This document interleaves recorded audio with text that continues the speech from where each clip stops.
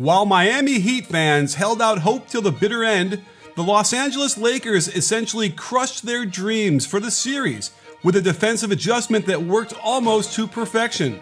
And while LeBron turned in a real clunker of a first half, once he got past the halftime break, he found himself leading his team to the brink of another title and further cementing his all-time legacy.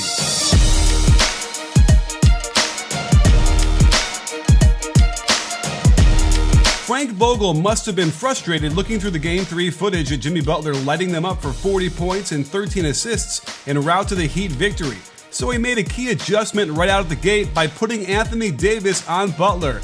This eliminated any potential isolations where Jimmy would try and get into the lane and finish, since AD is just as quick as Butler is and infinitely longer. However, it wasn't hard for Butler to force a switch in the first quarter. Using a ball screen with Dwight's man ultimately leads to a beautiful move plus the and one. They didn't need to set a ball screen for Jimmy to get AD off of him, as this pinch post action with Tyler Hero forces the switch. Unlike Game 3, the Lakers quickly send a double team, and keep your eye on LeBron James. Hero makes a mistake cutting up to receive the pass. He should have stayed along the baseline and let Crowder cut to the top. Instead, LeBron accelerates into a steal before racing down court to commit an offensive foul before dunking this hard with both hands. Another good adjustment the Heat did was to get Butler cutting over the top with a back screen from Olynyk. This gets Butler right into the lane, but he's among the trees, as is Olynyk, who tries the weak finish and gets adopted by Mr. Davis. Of course, attacking Kuzma was a favorite pastime for Butler in Game 3, and they do the same thing here on the right wing on the turnaround jump hook, as Kuzma offers little resistance. The best way they combated this matchup was to set the step-up screen on the right side so Jimmy can attack with his strong hand. AD can't get around in time as Butler gets the little floater to land.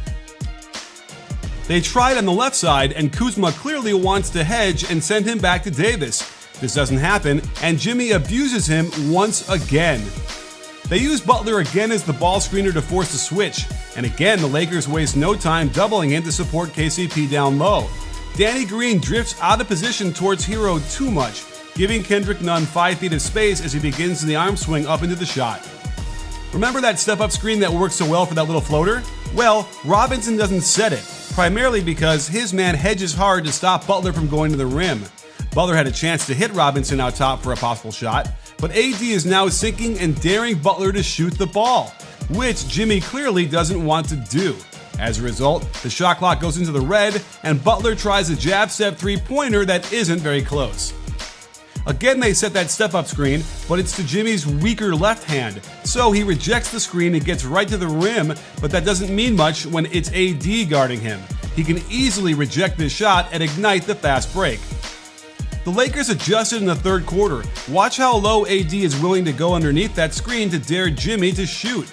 This backfires as the Heat execute a handoff and AD isn't in position to contest this shot as a help defender. On this possession, you can see Davis much more concerned with Robinson in the handoff, and this is another good adjustment to get Butler going. Short roll to the middle, then kick it out for the open three, which Nunn can't hit. Without AD in there, you can see why the Lakers are so concerned with him. He easily gets the switch of Morris, then muscles his way to the restricted area, planting the left foot as the pivot, allowing his right foot to tap, then step forward to keep Morris away from the ball for the nice lefty finish. But all the good stuff we saw the Heat run earlier in the game slowly faded away as we got to the fourth quarter. They try to get the switch with the handoff to Nunn, but Kuzma dives in there and stays on his man. At this point, the shot clock becomes another defender, and even though they do get the switch on this handoff, it's too late, as Nunn has to make something happen and almost gets it, but Anthony Davis does what Anthony Davis does, to track down this drive and reject the shot. Nunn should have shot this right-handed to use his body as a shield, but he's so lefty dominant that it's not a surprise. That step-up screen that's worked for them a couple of times gets set by Robinson. He lays some good wood on AD, and it allows Jimmy a free lane to the hoop for the layup. Again, look how low Davis is willing to go underneath the ball screen for Butler. There's no way to penetrate the defense if AD is willing to sink this low to contain. But they get Jimmy on another short roll, Davis well above the free throw line, so LeBron must rotate over, and it leaves the defense naked on the backside as Bam pump fakes into a layup to cut the lead to 3. The key possession was this one. Butler gets the rebound and pushes it, finally being free of the AD experience, only to get that step-up screen from LeBron's man of all people. Butler wants no part of that and jacks up an early shot clock three that doesn't go in. Again, KCP hedges high to stop Butler from turning the corner on that step-up screen, and I love this snapback action for Robinson, but what they missed was Bam not cutting to the hoop quickly enough, and LeBron closing ground rapidly to contest this Robinson shot. But on the long rebound, we finally get another ball screen from Jimmy himself. This is a great way to separate from the long arms of AD. Morris has to bump down, great in-air pass to get it out to Crowder, and this time he hits it to cut the lead to 4. With the last chance they have to make this a game, Robinson doesn't make contact on that step-up screen in order to get away from the KCP hedge quicker. The snapback almost works, but Butler doesn't roll hard after the handoff, and AD can deflect the pass. With LeBron on him, he can't just muscle his way to the basket, and the Heat are left with a hero double pump floater under extreme pressure, and that was it. On offense, Anthony Davis again had long stretches where he wasn't a threat at all, so it was up to LeBron to take care of business on that end, and it didn't start out so well for him. The Heat did a good job denying the pass to AD, covering the duck in by Dwight, but then LeBron just throws his pass away to Adebayo. This pocket pass appears to be a bit low for Anthony Davis to cleanly gather, and then LeBron makes a good read to see that an alley-oop to Dwight is open, but uncharacteristically throws it too high for another turnover. Coming off this inside ball screen in the middle, LeBron is stopped by the switch at the free throw line, then throws a dying quail that gets stolen by Iguodala. There were some highlights for LeBron in the first half, as he attacks Bam, who's in foul trouble, taking advantage of Nunn setting a screen on his own teammate, while LeBron gallops all the way to the rim for the smash. And I imagine James' eyes bulged out of his head with the sight of Duncan Robinson guarding him out top, but it's hard to fathom he'd simply lose his dribble on the crossover. And I'd never seen the Lakers struggle with entering the ball to the post as much as last night. Not even LeBron James was immune. And when he missed this point-blank shot going to his left, I threw up my hands thinking, what in the world is going on? Even with some contact to the back of his neck, I still can't believe it threw him off that much. But what a difference a halftime makes, as LeBron came roaring back to life in ways only he can to demoralize the Heat possession after possession.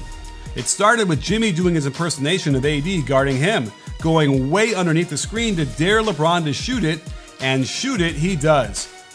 This one didn't make much sense to me. After LeBron gives up the ball, I don't know why Bam wants to hug him 5 feet above the three-point line. An easy backdoor cut gets him the quick layup over the front of the rim. It's clear the Heat want LeBron to shoot it from behind the arc, but he's been decent from back there all playoff long, and the step back from 30 drops in to increase the lead to 5. Notice how the Heat simply abandon their zone defense completely, and with this flat screen, LeBron can pick which direction he wants to go. Watch this problematic defense carefully. Olynyk is standing on the lane line before LeBron begins his drive, even though his man is one pass away in the corner and Nunn is below him and could offer help. LeBron sees this and knows he can drive right at Olynyk to freeze him, then make the simple pass to the corner for an open 3. Still in a tight game, LeBron wants to attack Jimmy down low because he's got a size advantage.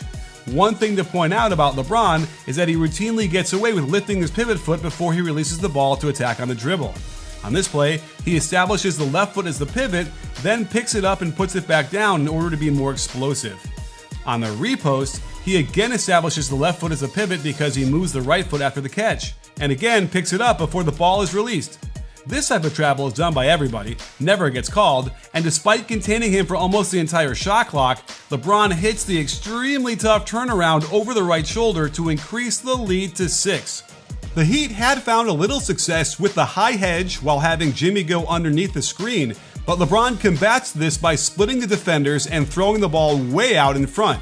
After he regathers it, Crowder takes a hard foul, but not hard enough, as LeBron amazingly rolls this ball up and over and into the rim for the and one.